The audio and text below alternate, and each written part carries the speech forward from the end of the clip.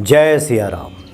सब सुख लहे तुम्हारी सरना, तुम रक्षक काहू गुजरना। हनुमान जी की कृपा से संसार का कठिन से कठिन कार्य भी आसान हो जाता है। कोई ना कोई रास्ता, कोई ना कोई मार्ग निकल आता है जिससे कि हमारा जीवन सुगम हो जाता है, क्योंकि हनुमान जी परम कृपालु दयालु हैं। एक मत से संतों का मानना है कि व्यक्ति जब संकटों से घिरा होता है तो इस कलयुग में तो एकमात्र उपाय हनुमान जी की शरणागति ही है। हनुमान जी कृपा कर दें तो फिर सब संभव हो जाता है।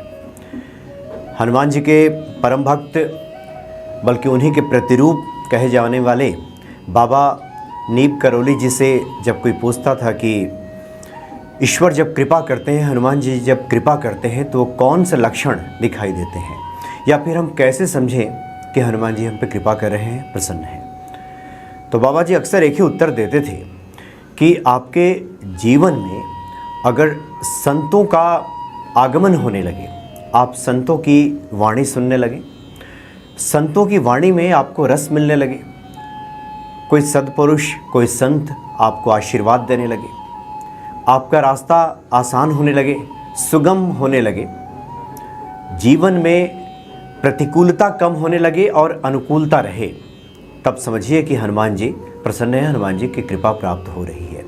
क्योंकि इस संसार में कुछ भी अकेला नहीं है, हर रूप का एक प्रतिरूप है। गुण है तो दोष है, गुण और दोष से मिश्रित यह संसार बना है। आधी व्याधियाँ हैं तो उसका समाधान भी है।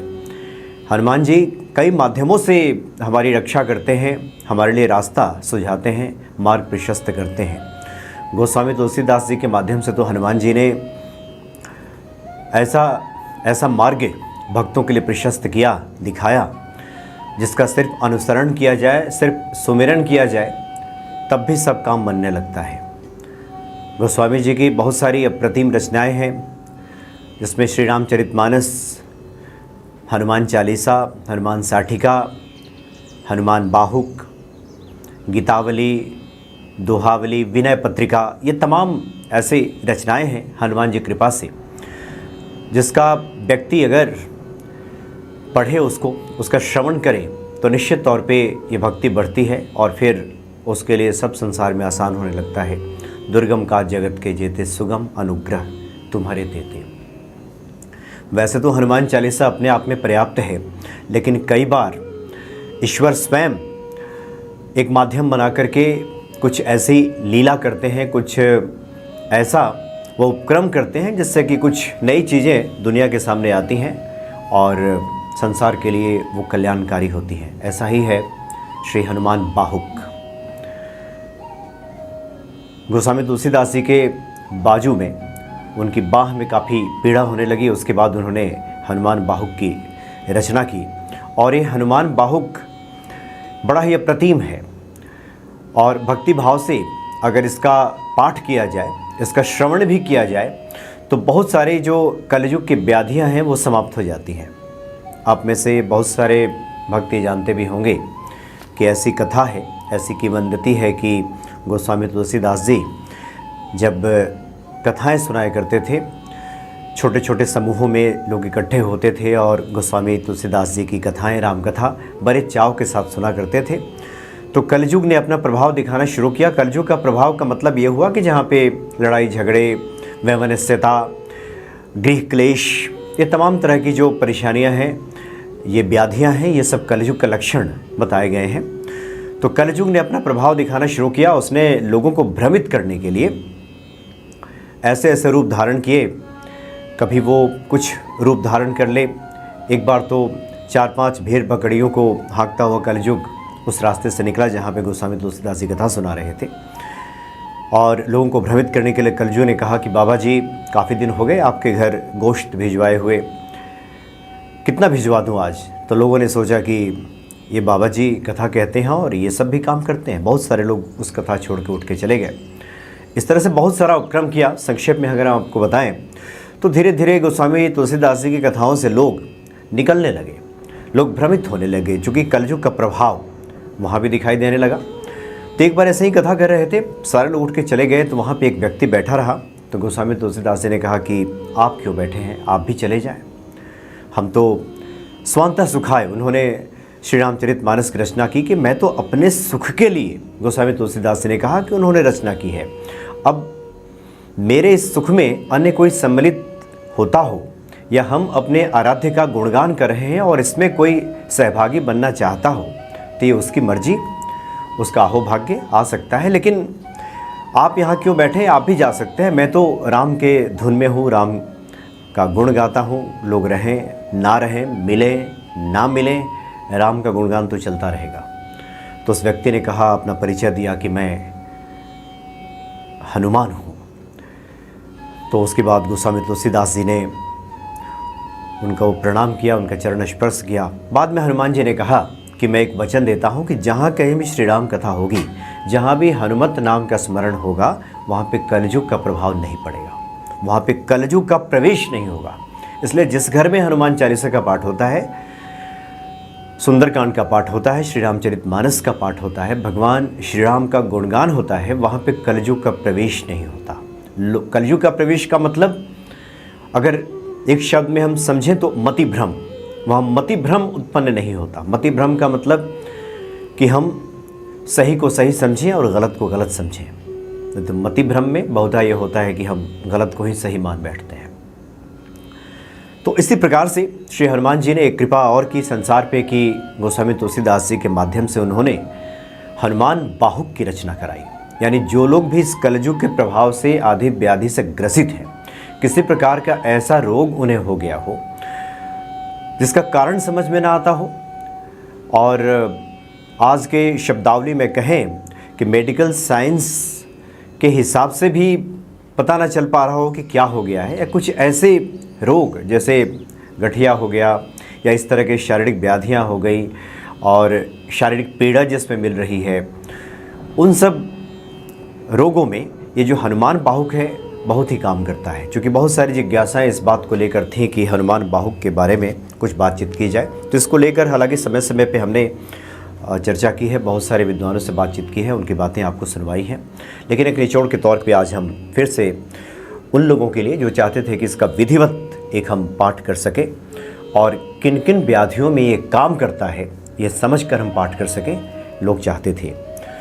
तो ऐसी व्याधियाँ जिसका कारण समझ में ना आता हो, उन व्याधियों में जहाँ दवाइयाँ काम ना कर रही हों, उन व्याधियों में बहुत ही काम के साबित होता है। अगर इसको थोड़ा सा हम ज्योतिषीय भाषा में समझें, एंगल से अगर समझें, तो जो राहु की दशा से प्रभावित हैं, राहु ग्रह की वजह से जिन्हें पीड़ा मिल रही है, या खराब मंगल की वजह से, मंगल दोष की वजह से जो बार बार दुर्घटनाग्रस्त हो जा रहे हैं, ऐसे लोग भी अगर हनुमान बाहुक का पाठ करें तो उनके जीवन में वो स्वास्थ्य को प्राप्त करते हैं और सब कुछ अच्छा रहता है। इतना ही नहीं, अगर शल्य चिकित्सा की स्थिति पैदा हो गई, यानी ऑपरेशन की स्थिति बन गई है किसी बीमारी में, कि डॉक्टर ने कहा है कि अब तो ऑपरेशन के सिवाय कोई रास्ता ही नहीं है, उसमें भी ये देखा गया है कि हनुमान बाहुक का अगर पाठ किया जाए तो उसमें त्वरित फल आपको मिलता है। बार बार आपको गुस्सा आ रहा हो, उसमें भी ये त्वरित फल प्रदान करता है। यहाँ तक कि गृह क्लेश की स्थिति भी अगर बन रही है, घर के पारिवारिक सदस्यों के बीच में मनमुटाव हमेशा रहता है, खींचतान रहती है, एका कभी नहीं रहती, मति भिन्नता रहती है, उसमें भी हनुमान बाहुक का अगर पाठ किया जाए तब उसमें शीघ्र फलों की प्राप्ति होती है।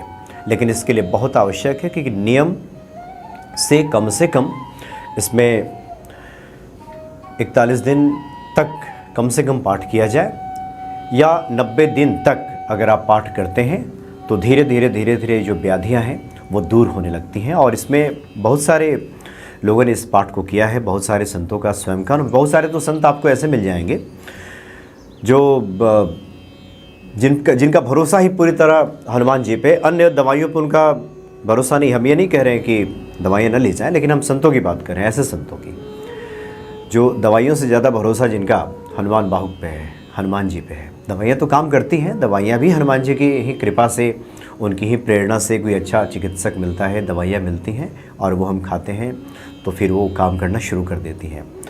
हम जो कहना चाह रहे हैं वो ये कि बहुत सारे ऐसे लोग हैं जो सिर्फ़ और सिर्फ हनुमान बाहुक पे ही भरोसा करते हैं और उनका कार्य सिद्ध हो जाता है। कार्य बन जाता है। लेकिन कम से कम आप 3 महीने तक इस पाठ को कीजिए। तो पाठ बहुत सरल विधि है। श्री हनुमान बाहुक की जो पुस्तिका है बाज़ारों में उपलब्ध है, आप आसानी से ले सकते हैं। आजकल तो इंटरनेट का ज़माना है, गूगल पे आप ढूंढेंगे तो मिल जाएगा। वैसे डिस्क्रिप्शन बॉक्स में ये जो पूरा पाठ है वो हम कोशिश करेंगे कि उस पर आ जाए, वो दे दिया जाए। तो नियम यह है, वैसे तो आप कभी भी पाठ कर सकते हैं। ईश्वर की भक्ति के लिए कोई समय निर्धारित नहीं होता, जब भी भाव जगे। कई बार तो होता है कि हम पूजा पाठ का आयोजन करते हैं, सब कुछ आयोजित कर लिया, जो भाव आना चाहिए उस वक्त वो भाव नहीं आया। हम एकांत में कभी बैठे हैं, अचानक हनुमान जी का स्मरण आया और कोई आयोजन नहीं है, कोई वहाँ पे धूप बाती नहीं है, किसी प्रकार का कोई बाह्य आवरण नहीं है, बाह्य हमने कोई सामग्री नहीं जुटाई है, और भीतर का भाव ऐसा होता है कि हमारी पूजा पूरी हो जाती है। हनुमान जी के प्रति हम श्रद्धा भाव से भर जाते हैं, भक्ति भाव से भर जाते हैं, प्रेम से भर जाते हैं। तो नियम के साथ अगर करना है आपको, अगर इस तरह की परेशानियों से आप जूझ रहे हैं या नहीं भी जूझ रहे, आप चाहते हैं कि निरंतर स्वस्थ रहें, तब भी आप हनुमान चालीसा के बाद इस पाठ को कर सकते हैं। तो नियम के अनुसार करना है तो आप, जैसा कि अन्य पूजा में होता है कि किसी भी महीने के शुक्ल पक्ष के पहले मंगलवार सुबह सुबह आप स्नान आदि क्रिया से निवृत्त जब हो जाए, उसके बाद हनुमान जी की पंचोपचार पूजा कीजिए। पंचोपचार पूजा कोई कठिन पूजा नहीं है। 5 प्रकार की सामग्रियाँ होती है, आपको पता भी है, दूध, घी, गुड़ और शहद, कुछ मिष्टान हो गया। तो पंचोपचार पूजा कीजिए, पुष्प आदि लाइए, घी का दीपक जला लीजिए। हनुमान जी आपके घर में पहले से विराजित हैं तो बहुत अच्छी बात है। अगर आप विराजित करना चाहते हैं तो लाल कोई कपड़ा बिछा दीजिए, आसन बिछा दीजिए और वहाँ पे हनुमान जी को आप विराजित कर दीजिए। शुद्ध घी का दीपक जला दीजिए और नैवेद्य वगैरह चढ़ा दीजिए, उनको पुष्प और फल वगैरह चढ़ा दीजिए, जितना संभव हो सके, जितना आपके सामर्थ्य में, जितना आप कर सकें। पूजा के लिए किसी बहुत ज़्यादा बाह्य चीज़ों की आवश्यकता नहीं होती, इससे श्रद्धा भाव है अपना, तो उस हिसाब से आप करने के बाद और हाथ में जल ले लीजिए, पुष्प ले लें और हनुमान जी के सामने प्रार्थना कीजिए कि श्री हनुमान जी की कृपा से हमें स्वास्थ्य लाभ मिले, हम पूर्ण स्वस्थ हो सकें, और उनके सामने अर्पित कर दीजिए। और जितने पाठ आप करना चाहते हैं, 11, 21 या 41, हमने शुरू में ही कहा कम से कम 41 पाठ तो आप कीजिए ही। 90 दिन तक करें तो अति उत्तम। तो इस तरह से संकल्प लेकर के उसके बाद भगवान राम की स्तुति जरूर कर लीजिए। राम रक्षा स्तोत्र पढ़ने की बातें अक्सर की जाती हैं। अगर आपको संस्कृत में कठिन जान पड़ता है, हिंदी भावार्थ पढ़ लीजिए, वो भी कठिन लग रहा है तो श्री राम जय जय राम, यही 2-4-5 मिनट आप सुमिरन कर लीजिए। एक बार बहुत पहले हमने चर्चा की थी कि एक बड़ा ही महामंत्र है, जय सिया राम जय हनुमान, जय सिया राम जय हनुमान। इस महामंत्र का भी आप जप कर लीजिए और उसके बाद श्री हनुमान चालीसा का पाठ कीजिए और फिर आप हनुमान बाहुक का पाठ कीजिए। और उसके पहले बहुत आवश्यक है कि जो आप जल का पात्र वहाँ पे रखते हैं, जो किसी पूजा में जल का पात्र रखते हैं, अपनी बाईं तरफ आप पात्र रख दीजिए। तांबे का अगर पात्र हो तो अति उत्तम, लोटे में हो तो अति उत्तम, ग्लास भी ठीक है, जो कि आजकल ग्लास चलन में है, लेकिन लोटा हो तो ज़्यादा अच्छा। जो पात्र है लोटा है, लोटा क्यों ग्लास क्यों, इस पर भी कभी बात होगी कि लोटा की हम बात क्यों कर रहे हैं। तो लोटे में आप, तांबे के लोटे में आप वो पात्र में जल भर दीजिए, एक तुलसी दल उसमें डाल दीजिए और उसके बाद हनुमान जी का पाठ कीजिए। हनुमान जी का पाठ हनुमान बाहुक करने के बाद अगर आप खुद के लिए कर रहे हैं तो उस जल का पान कीजिए। पहले उस जल से पूरे घर में, जहाँ आपका घर है, जितने कमरे हैं, वहाँ उस जल का थोड़ा छिड़काव कर दीजिए। घर के अन्य सदस्यों को भी आप थोड़ा थोड़ा पंचामृत के तौर पे उनको पान कराइए, पिलाइए, या जिसके लिए आप कर रहे हो किसी रोगी के लिए, उसे पीने को दे दीजिए। और इस तरह से जितने दिन आप पाठ करें उतने दिन इसी क्रम को दोहराइए। यानी हनुमान जी के सामने दीपक जलाएं, बाईं तरफ तांबे के लोटे में जल भरें, उसमें तुलसी दल डाल दीजिए और उसके बाद जब आप पाठ करेंगे तो ये जो जल है अभिमंत्रित हो जाएगा, जो कि जल में ये क्षमता होती है, सामर्थ्य होता है बाहरी गुणों को बहुत जल्दी ये अपने में अवशोषित कर लेने का। तो जब भी हम, जिसको अभिमंत्रित जल हो जाता है, जब हम पाठ करते हैं जल को सामने रख करके तो अभिमंत्रित ये जल हो जाता है। जो कुछ कोई भी इसका पान करेगा उसको निश्चित ही फलाफल की प्राप्ति होती है। तो आप खुद के लिए भी कर सकते हैं, दूसरों के लिए भी कर सकते हैं। तो इस तरह से श्री हनुमान बाहुक का पाठ कीजिए और पूर्ण श्रद्धा भाव से, क्योंकि इसमें कहीं कोई संदेह नहीं है।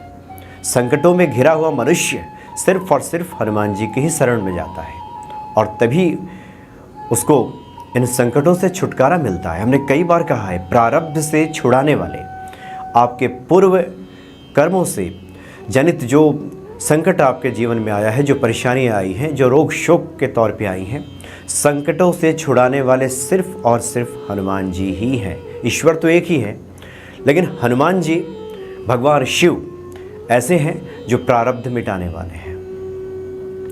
भावी मेटे सकहि त्रिपुरारी, जो भवितव्य है उसको मिटाने वाले सिर्फ त्रिपुरारी हैं, भगवान शिव हैं। और भगवान शिव स्वयं केसरी नंदन है, शंकर स्वयं केसरी नंदन।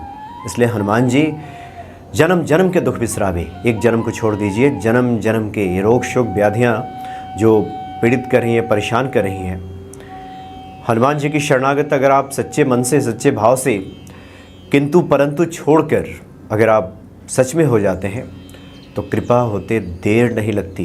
हनुमान जी परम दयालु हैं। आशुतोष भगवान शिव ही तो हनुमान जी हैं, शीघ्र प्रसन्न होने वाले हैं हनुमान जी। इसलिए आप इसे कीजिए और निश्चित तौर पे हनुमान जी की कृपा प्राप्त होगी। बहुत सारे ऐसे संत मिलते हैं जिनसे बातचीत होती है, उनके मुख पे हमेशा हनुमान जी का नाम होता है। जब भी कभी संकट में होते हैं हनुमान जी की ही बात करते हैं। हनुमान जी ने बड़े बड़े संकटों से लोगों को निकाला है। ये तो बहुत छोटे छोटे संकट हैं जो सांसारिक जीवन में हैं, जो हमारे पूर्व के कर्मों के अनुसार हमें परेशान कर रहे हैं। तो इन कर्मों से मुक्त करने वाले, इन बंधनों से मुक्त करने वाले हनुमान जी ही हैं। ऐसे हनुमान जी की शरण में जाएं, निश्चित तौर पे हनुमान जी कृपा करेंगे। जय सिया राम।